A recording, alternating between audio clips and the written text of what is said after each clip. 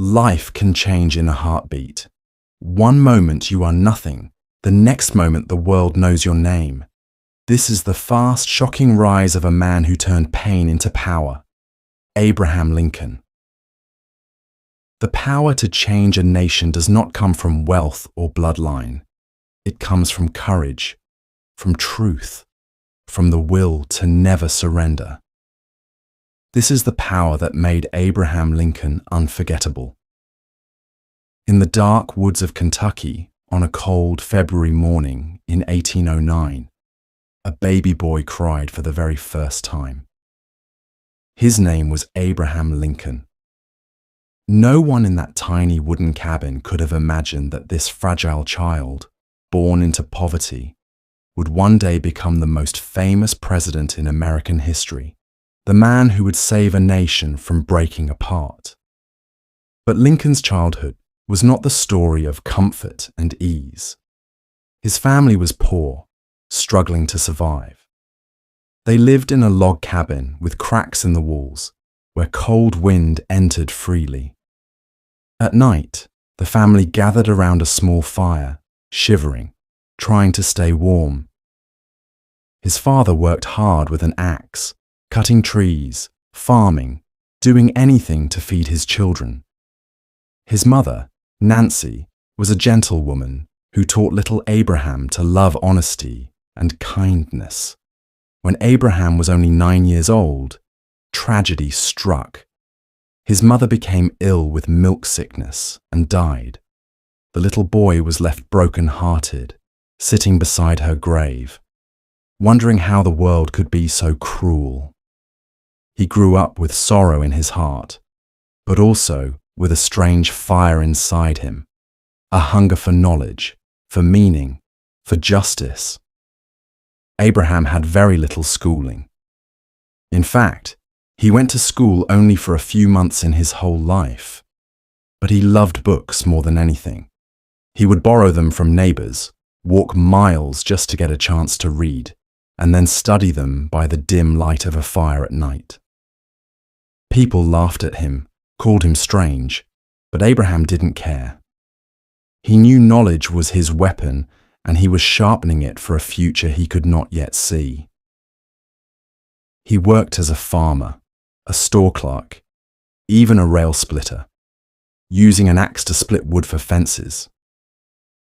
His hands became rough, his clothes often torn, but his mind kept growing. He was tall, thin, and awkward, yet his honesty made people trust him. They began to call him Honest Abe. One day, he saw slaves being chained, whipped, and treated worse than animals. The sight burned deep into his heart. How could human beings be owned by others? How could freedom, the right to live with dignity, be stolen so easily? That question never left him. It would later define his entire life. Abraham studied law on his own, and step by step, he became a lawyer.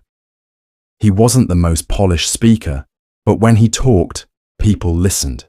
His words came straight from the heart. He believed in fairness, in justice, and in giving a voice to those who could not speak for themselves. He entered politics, losing many times before he won. Each defeat was painful, but Lincoln never gave up. He said once, "My great concern is not whether you have failed, but whether you are content with your failure." At this point in our story, dear viewers, let me pause and say, if you are feeling inspired by this journey of a poor boy who refused to surrender, then don't forget to like this video, share it with others, and comment your thoughts below. Your support gives me strength to bring you more powerful stories from history. Now let's return to the journey of Lincoln. By 1860, America was divided. The North and the South were like two angry brothers fighting over slavery. The South wanted slavery to continue, to keep black people as property. The North wanted it gone.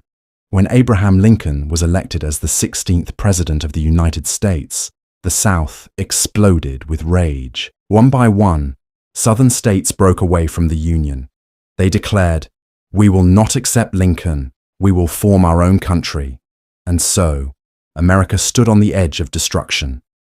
Lincoln was calm, but firm. He had never wanted war, but he could not allow the country to split in two. The United States was one nation, and he would fight to keep it together. Then, in April 1861, the first shot of the Civil War was fired at Fort Sumter. The skies of America filled with smoke and fire. Brothers were killing brothers. Neighbors were killing neighbors. It was a nightmare, a blood-soaked tragedy that would last for years. And in the center of it all stood Abraham Lincoln, a man with weary eyes, carrying the weight of an entire nation on his shoulders. Would he succeed in saving the Union? Would he destroy the chains of slavery forever? Or would he fall, crushed under the hatred of his enemies? The year was 1861.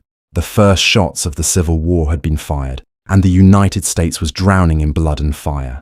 Towns were burning, families were torn apart, and soldiers marched to battlefields not knowing if they would ever return. It was a war that pitted North against South, brother against brother. In the middle of this chaos stood Abraham Lincoln. He was not a warrior with a sword, nor a general with an army. He was a tall, thin man with tired eyes and deep lines of sorrow on his face. Yet his weapon was stronger than any gun, his words, his determination, and his unbreakable belief that America must remain one nation, united and free. The early years of the war were disastrous for the North. Soldiers died by the thousands. Coffins filled the cemeteries. Critics shouted that Lincoln was weak, that he could not win. Newspapers mocked him. Enemies plotted against him. Some even demanded he resign. But Lincoln refused. He carried the pain of every death inside him, yet he pressed forward. In January 1863, Lincoln made a decision that changed history forever. He signed the Emancipation Proclamation, declaring that all enslaved people in the rebellious states were free. With a stroke of his pen, millions of men, women, and children were no longer slaves. They were human beings with the right to live in freedom. The news spread like fire. For enslaved families, it was the sound of chains breaking, the dawn of hope. Many escaped plantations and joined the Union Army, fighting for the very freedom they had been denied. But the South grew even more furious. They vowed to fight harder, to crush Lincoln and his dream. The war raged on. Battles at Antietam, Vicksburg, and Gettysburg turned fields into oceans of blood. In July 1863, after one of the deadliest battles in American history, Lincoln stood on the battlefield of Gettysburg. Thousands of soldiers lay buried beneath the soil. The smell of death was everywhere. And there, in just a few minutes, he delivered the speech that would echo through eternity, the Gettysburg Address. He said that this war was not only for the survival of the Union, but for the principle that all men are created equal. His voice was quiet, but it carried the weight of truth. He reminded the nation that democracy was being tested and that the dead had not given their lives in vain. Slowly, the tide of war began to turn. Union armies pushed forward. Victory was coming, though at a terrible cost. By 1864, Lincoln stood for re-election. Many thought he would lose. Too many deaths, too much anger. But the people chose him again. They trusted his honesty, his vision, and his promise that the nation would heal. As the war neared its end in April 1865, Lincoln spoke of peace, of reconciliation. He wanted the South to return, not as enemies, but as brothers. His words were filled with mercy, not revenge.